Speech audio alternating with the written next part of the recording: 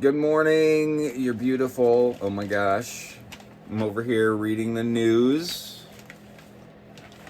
I found an interesting article titled Undersea Off Florida 1800s Cemetery.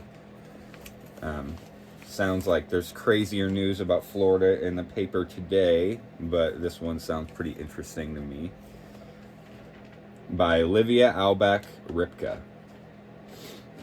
Joshua Morano was flying over the Gulf of Mexico in the summer of 2016 when he noticed a strange pattern in the water.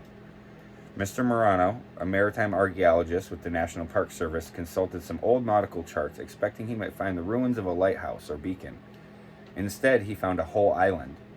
The island, about 70 miles west of Key West, had long since been submerged and eroded by rising tides and storms, but Mr. Morano's research revealed that it had once held a quarantine hospital and a cemetery for those stationed at Fort Jefferson, a Civil War-era military fortress in the Dry Tortugas National Park. There was dry land here at one point. There was a structure on that island at one point, Mr. Morano said in an interview. When did it disappear?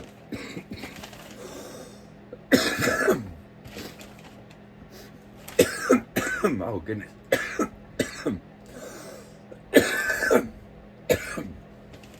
About 200 years ago, 11 islands made up the Dry Tortugas National Park. Today, there are just 6. The changes are a combination of natural processes as well as the effects of climate change. It was not until August, 6 years after his initial discovery, that Mr. Morano and some of his students at the University of Miami, where he is an adjunct lecturer, as well as other colleagues, were finally able to survey the site. Wearing snorkels and fins, they swam in straight lines, he said, searching for remains of life. The very first thing we came across was a single post, Mr. Morano said, basically like a pipe sticking out of the sand. Nothing around it, nothing else nearby. But then, he said, we find another, and then we find another one, and then we find another. The spacing of the posts matched measurements of the hospital and public records he researched after seeing the strange pattern in the Gulf. This is a pretty good bet, he said. This is that building.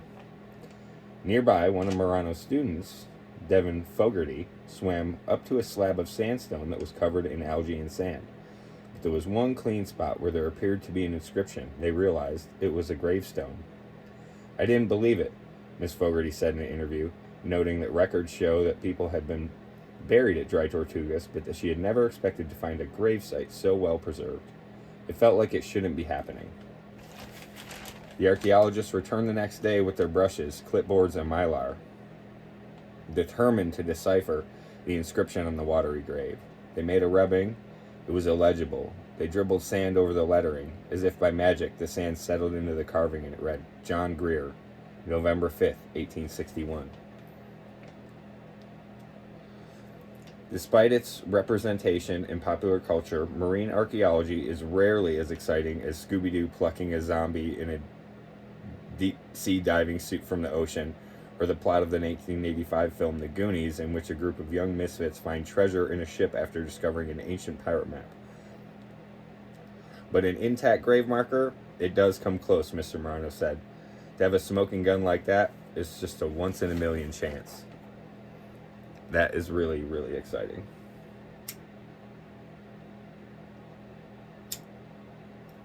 Pardon me. Light my morning joint up. About halfway through. Hans von Tilburg, a maritime archaeologist with the National Oceanic and Atmospheric Administration, who was not involved in the survey, described the finding as fantastically interesting. Shipwrecks, Dr. van Tilburg added, tend to get all the attention, but there are all kinds of underwater sites, he said, and that we have a great information about the past. During the American Civil War, Fort Jefferson was used as a military prison. The islands surrounding it housed not only prisoners and military personnel, but also enslaved people, laborers, and their families. Outbreaks of mosquito-borne yellow fever killed dozens of people during the 1860s and 70s on the island, according to National Park Service.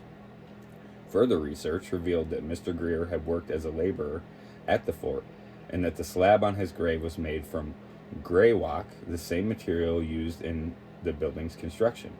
He never picked up his final paycheck, nor is there any record of him having been in the hospital, suggesting he may have died a somewhat sudden, violent death. Dozens of other people were interred at the cemetery, according to historical documents, which also showed that the quarantine hospital had been used to treat yellow fever patients between 1890 and 1900. For now, the archaeologists plan to leave Mr. Greer's grave undisturbed, nor will they reveal the exact location of the site, as is common practice. In the Florida Keys, we're in the birthplace of modern treasure hunting, Mr. Morano said, adding that there is common misconception that things found in the water fell under the rule of finders keepers, but that in fact such artifacts belong to the public and are well protected by federal law. A lot of times we want to leave it in place, he added, because it's going to be better protected. Kristen Meyer Kaiser, a marine biologist at the Woods Hole Oceanographic Institution, who is not involved in the survey but has studied the connection between underwater sites and marine biodiversity, said that leaving human artifacts in place was also likely better for any marine wildlife. It was not supposed to be there in the first place, she said of the relics, but after a certain amount of time, any man-made object turns into a habitat. Dr. Van Tilburg, the NOAA archaeologist, said that where possible, the gold standard was to leave things where they are. Things that are submerged, he said, have a story to tell. And with that, I am going to start my day. You are amazing and beautiful, and I love you so much. Thank you.